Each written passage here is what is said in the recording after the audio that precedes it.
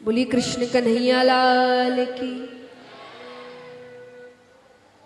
तो महाराज भगवान का नाम जितना ले उतना अच्छा है, लेकिन सिर्फ भगवान का नहीं, जैसा मैंने कहा नाम भी लेना है और अच्छे कर्म भी करने हैं, क्योंकि यही कर्म, बाकी कोई चीजें साथ नहीं जाती, अच्छे कर्म साथ जाते हैं। एक बात बताइए, हम कहीं भी अगर बाहर घूमने जाते हैं या कहीं शहर जाते हैं, दूसरे गांव जाते हैं, तो कितनी तैयारियां करते हैं कि नहीं? बड़ी तैयारियां करते हैं, टिकट बनाते हैं, फिर चीजें खरीदते हैं। अगर खुद घूमने जा रहे हैं तब तो अपने लिए खरीदते हैं कपड़े, अगर किसी और के घर जा रहे हैं तो खुद के लिए भी, उसके लिए भी। फिर जब जाना हो तब तैयारियां की जाती है, पैकिंग की जाती है, खाने का सामान रखा जाता है, पानी की बोतलें रखी जाती है।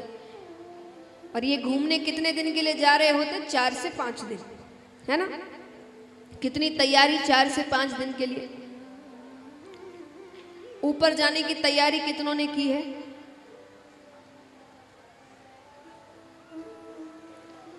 ऊपर जाने की तैयारी कितनों ने की है? वहां पे ये ट्रेन की टिकटें, फ्लाइट की टिकटें काम नहीं आती, वहां पुण्य की टिकट काम आती है, अच्छे कर्मों की टिकट काम आती है। ऊपर जाएंगे, भगवान कहेंगे अच्छे कर्म किए हैं, बोले हाँ, बोले जाओ स्वर्ग, नहीं किए जाओ नरक। कहते ना, कितना भी धन कमा ले, कितना भी कुछ कर ले, जब अंत समय आएगा तब पूरी जायदाद भी देकर ये कहोगे कि 1 सेकंड दे दो, ज्यादा 1 सेकंड, उतना भी नहीं मिलेगा। तो देखा जाए तो कैसा काम कर रहे हैं। इतना कुछ करने के बाद भी जब 1 सेकंड, इतना सा समय चाहिए, तो जो समय है, कहते ना समय ज्यादा नहीं है, ऊपर से लिखा के लाए हैं कितने समय तक रहना है। कब बुलावा आ जाए पता नहीं, तो बुलावा आने से पहले इतने अच्छे कर्म कर लो कि अंत में ये ना रहे कि हमने तो कुछ किया ही नहीं। और उनमें से एक है भगवान का नाम जप। जितना हो सके उतना करो, जब जब हो सके तब तब करो।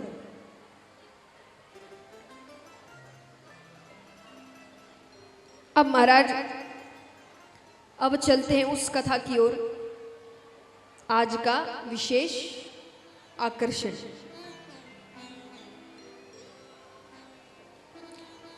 अभी हम सुनेंगे दिति के वंश में। मैंने इनके वंश के बारे में आपको कल बताया था। दिति के कितने पुत्र हुए? हाँ,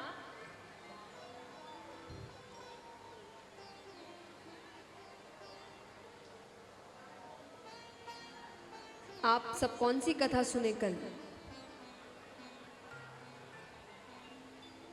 दिति के कितने पुत्र हुए? शर्म करिए, वो छोटे छोटे बच्चे, उनकी उम्र देखिए आप। 2 पुत्र, हिरणाक्ष और हिरण्यकश्यपु। 4, जबरदस्ती 4। तो उनके 2 पुत्र हुए, हिरणाक्ष और हिरण्यकश्यपु। हिरणाक्ष का वध भगवान ने वराह अवतार में किया। वराह अवतार के दर्शन किए थे हमने, तो उस समय भगवान ने हिरणाक्ष का वध किया। अब भाई की मृत्यु का बदला लेने के लिए हिरण्यकश्यपु इंतजार कर रहा है। उनका विवाह कयादु नामक कन्या से हुआ, जिनसे उनको पुत्र हुआ प्रहलाद। छोटा सा बालक, उसको बचपन से सिखाया गया, भगवान यानी तुम्हारे पिता राजा हिरण्यकश्यपु। तो उसके ध्यान में भी यही था कि भगवान यानी मेरे पिता। वो अपने पिता को ही भगवान मानता था।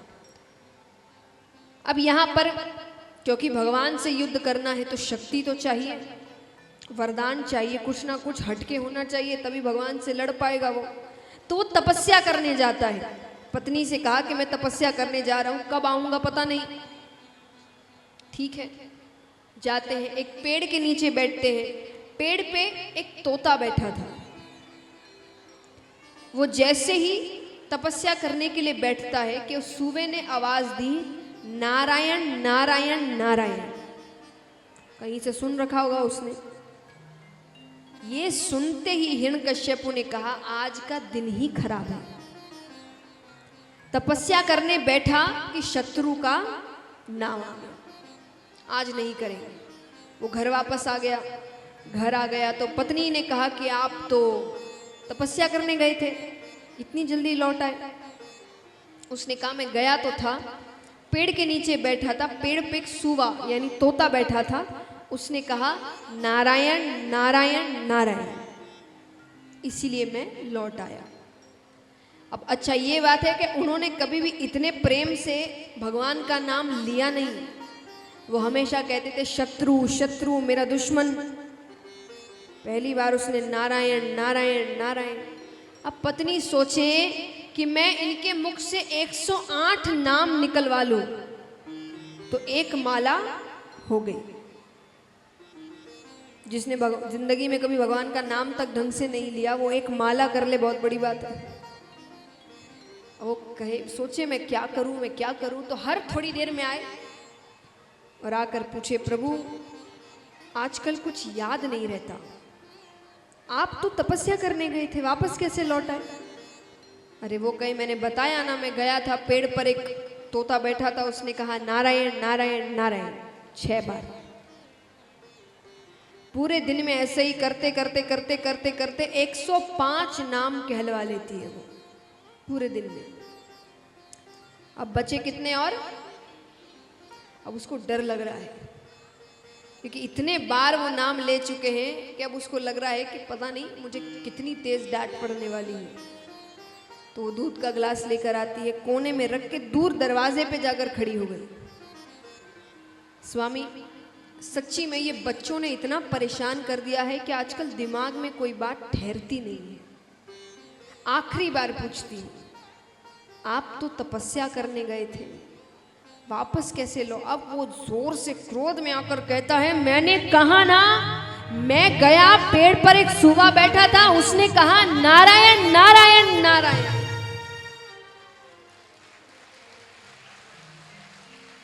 हो गए 108। उसने कहा मेरा काम हो गया, अब बाकी की कृपा भगवान खुद कर देंगे। अब यहाँ पर वो दूसरे दिन फिर तपस्या करने जाता है, काफी समय तक तप करता है। ब्रह्मा जी प्रसन्न होते हैं। ब्रह्मा जी ने कहा क्या चाहिए वरदान में? उसने कहा मुझे अमरता का दान दीजिए, यानी मैं अमर हो जाऊं।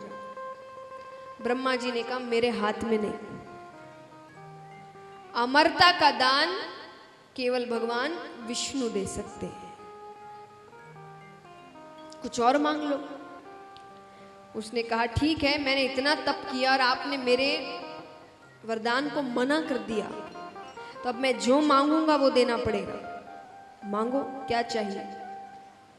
तो वो कहता है 12 महीने होते हैं, किसी महीने में ना मरूं, ना दिन में मरूं ना रात में मरूं, ना घर के अंदर मरूं ना घर के बाहर मरूं, ना अस्त्र से मरूं ना शस्त्र से मरूं, ना नर से मरूं ना पशु से मरूं, ब्रह्मा की बनाई हुई सृष्टि में किसी से भी ना मरूं। ब्रह्मा जी ने कहा तथास्तु। अब देखा जाए तो ये अमरता का ही वरदान है। जब कोई समय, कोई व्यक्ति कुछ भी उसे नहीं मार सकता तो वो मरेगा कैसे? अब उसे लग रहा है कि मुझसे शक्तिशाली कोई नहीं।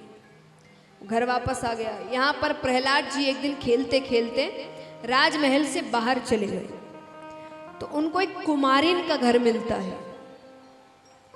कुमारिन रो रही थी। प्रहलाद जी ने पूछा क्या हुआ है? उसने कहा मैंने बिल्ली के 2 बच्चे पाले थे, अब मुझे पता नहीं वो कब इस मिट्टी के पात्र में जाकर बैठ गए और मैंने इसको आग पे चढ़ा दिया और वो जल गए हैं। तो मैं भगवान से प्रार्थना कर रही हूं कि उनको जीवन दान दे।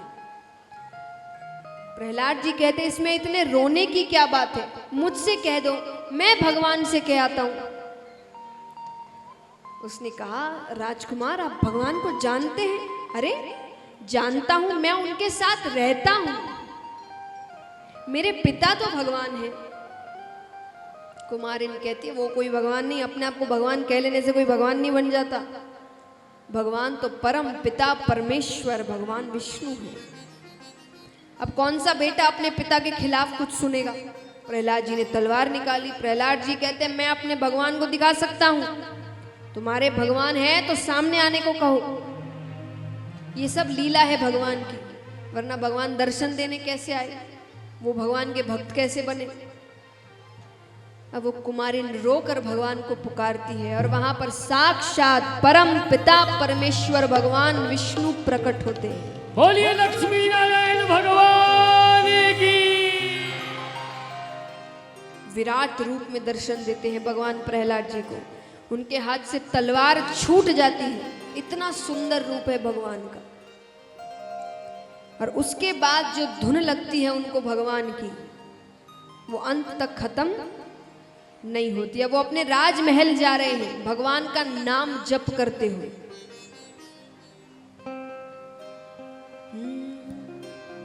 श्रीमन नारायण नारायण हरि हरि, श्रीमन भजमन नारायण नारायण हरि हरि, भजमन तेरी लीला सबसे न्यारी न्यारी, हरि हरि तेरी।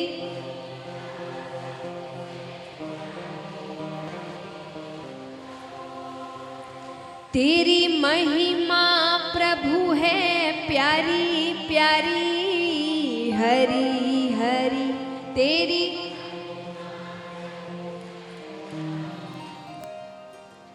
अब यहाँ पर राजमहल के अंदर प्रवेश करते हैं वो ये नाम जप करते हुए। हिरण्यकश्यपु तक आवाज जाती है, वो कहे कौन है जो मेरे राज्य में मेरे ही शत्रु का नाम ले रहा है? सेवकों ने कहा कि वो राजकुमार प्रहलाद है। उसको अपने पास बुलाते हैं, अपनी गोद में बिठाते हैं। अरे किसका नाम ले रहे हो? प्रहलाद जी ने कहा मैं भगवान का नाम ले रहा हूं। मैंने तुमको बताया ना, भगवान यानी तुम्हारे पिता राजा हिरण्यकश्यपु। प्रहलाद जी कहते हैं नहीं, हम और आप तो साधारण से मनुष्य हैं, भगवान तो वो परम पिता परमेश्वर है, भगवान विष्णु है। मुझे दुख है, मेरा इतना समय निकल गया और मैं भगवान के बारे में जानता भी नहीं था।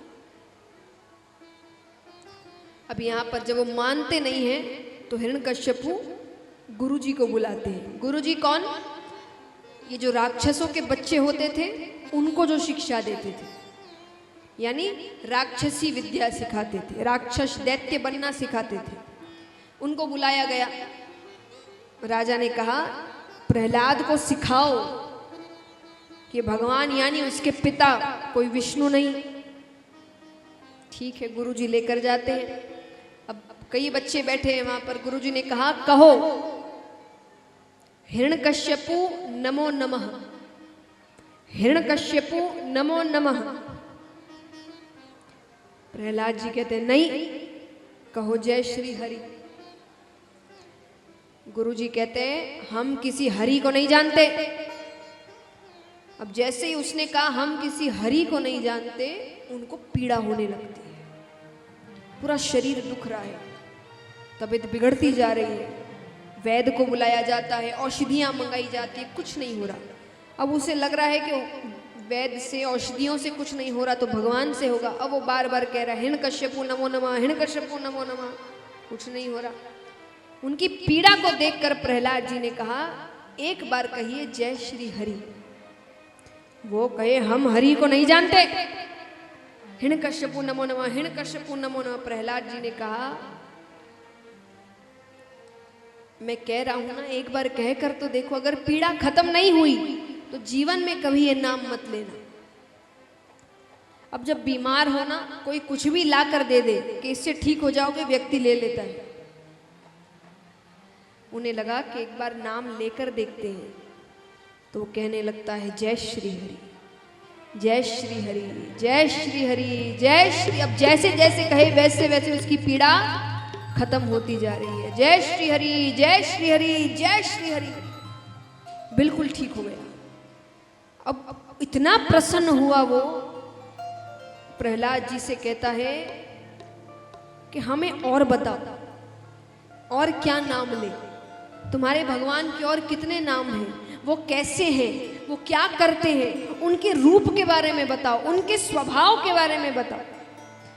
तो जहां पर गुरु जी को शिक्षा देनी चाहिए थी, वहां प्रहलाद जी शिक्षा दे रहे हैं। प्रहलाद जी भगवान के बारे में बता रहे हैं।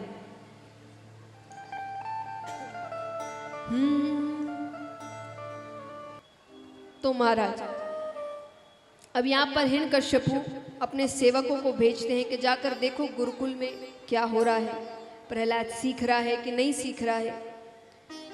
सेवकों ने आकर कहा, प्रभु वहां तो भजन कीर्तन चल रहे हैं। प्रहलाद जी ने सबको बदल दिया। राजा ने कहा, मुझे ऐसा बेटा ही नहीं चाहिए जो मेरा ही नाम खराब करने पर तुला है। उसको ऊंचे पहाड़ से नीचे फेंक दो, नदी में फेंक देते हैं, कुछ नहीं हुआ। जलाकर मारने की कोशिश की जाती है, कुछ नहीं हुआ। खौलते हुए गरम तेल में डाला जाता है, कुछ नहीं हुआ। क्यों? जाको राखे साइया मार सके न कोई। जिसके सर पर भगवान का हाथ है उसका कोई क्या बिगाड़ सकता है।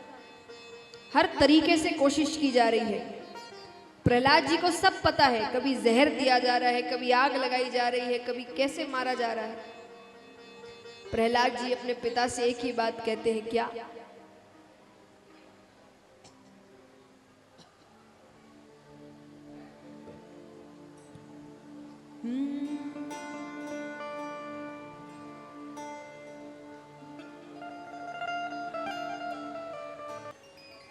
प्रहलाद जी कहते हैं कि जब तक वो नहीं चाहता कुछ नहीं होता।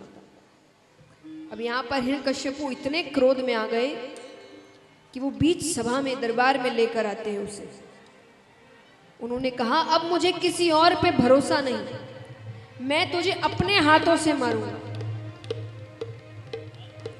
अंतिम बार पूछ रहा हूं, बता दे भगवान कौन है, शायद बच जाए। प्रहलाद जी कहते हैं, श्री हरि, केवल श्री हरि। तलवार निकालते हैं, मारने लगते हैं कि बीच में माता कयाधु आ जाती है, उन्हें लग जाती है, उनकी मृत्यु हो जाती है।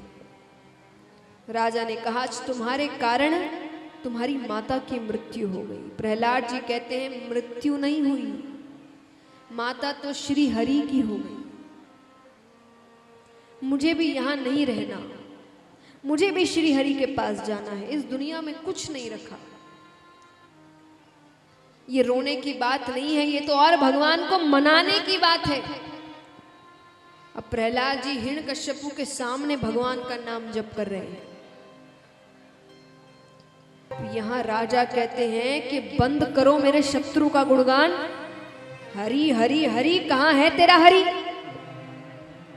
प्रहलाद जी कहते, वो हर जगह है, वो आप में है, वो मुझ में है, वो जीव में है, निर्जीव में है। हिरण्यकश्यपु कहता है, निर्जीव में है, निर्जीव में है तेरा श्री हरि? बोले हाँ, निर्जीव में भी है। तो क्या इस खंबे में है तेरा श्री हरि? प्रहलाद जी ने कहा, इस खंबे में भी है। तो बोले, मैं इस खंबे को ही तोड़ता हूं, देखता हूं इसमें से हरि निकलता है क्या। और वो उस खंबे को तोड़ने लगते हैं।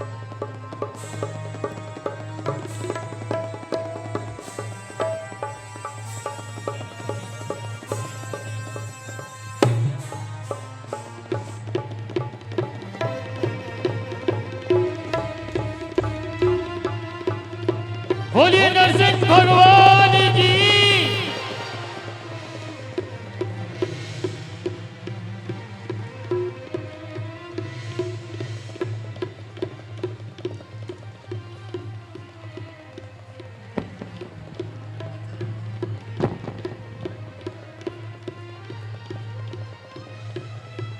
अब भगवान उसे मारने लगते हैं। तो मारने से पहले भगवान ने कहा कि तेरे मन में कोई शंका ना हो कि मैंने तो ब्रह्मा से वरदान मांगा था, तो मैं तुझे बता दूं कि मैं ब्रह्मा के दिए हुए वरदान के दायरे में रहकर तुझे मार रहा हूं। तूने कहा था 12 महीने में से किसी महीने में ना मरूं, तो ये 13वां महीना पुरुषोत्तम महीना है। तूने कहा था ना घर के अंदर मरूं ना घर के बाहर मरूं, तो मैं चौखट पे बैठकर तुझे मार रहा हूं। तूने कहा था ना दिन में मरूं ना रात में मरूं, तो मैं शाम के समय तुझे मार रहा हूं। तूने कहा था ना नर से मरूं ना पशु से मरूं, तो ना तो मैं नर हूं ना मैं पशु हूं। तूने कहा था ना अस्त्र से मरूं ना शस्त्र से मरूं, तो मैं अपने हाथ के नाखूनों से तुझे मार रहा हूं। तूने कहा था ब्रह्मा की बनाई हुई सृष्टि में किसी से ना मरूं, तो मैं ब्रह्मा की बनाई हुई सृष्टि में नहीं आता। और भगवान अपने हाथ के नाखूनों से चीरते हुए उसे मारते हैं।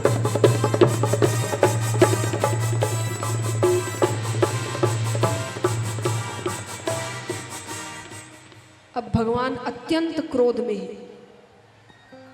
सब उन्हें मना रहे हैं, देवी देवता, लेकिन भगवान शांत नहीं हो रहे। अंत में प्रहलाद जी आते हैं, आके भगवान के चरणों को पकड़ते हैं। भगवान प्रहलाद जी को उठाते हैं, अपने पास बिठाते हैं, और जैसे एक पशु प्रेम करता है चाटते हुए, भगवान उसी प्रकार प्रहलाद जी से प्रेम कर रहे हैं। इस प्रकार भगवान प्रहलाद जी की रक्षा करते हैं, नरसिंह अवतार ग्रहण करते हैं और हिरण्यकश्यपु का वध करते हैं।